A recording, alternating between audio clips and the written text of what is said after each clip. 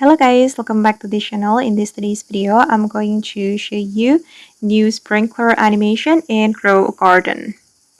Okay, let's get into it guys. Now all the sprinklers have new animation and I'm going to show you one by one. Actually, I have already applied the basic sprinkler and also the advanced sprinkler to my garden.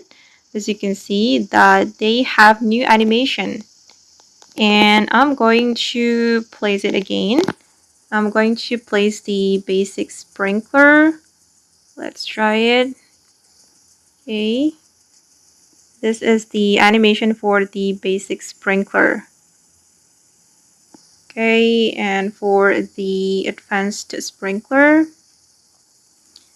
it will have bigger circle. And I'm going to apply the godly sprinkler. Let's try the godly sprinkler.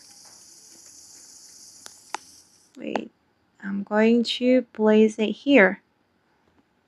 Okay. And it has different color. It has yellow color, different from the advanced and also the basic sprinkler. And I'm going to apply the master. Will it have the green color? Yeah, it has green color. And the last one for the Grandmaster sprinkler. I'm pretty sure that this sprinkler will have a red color. Let's put it on my garden. Okay.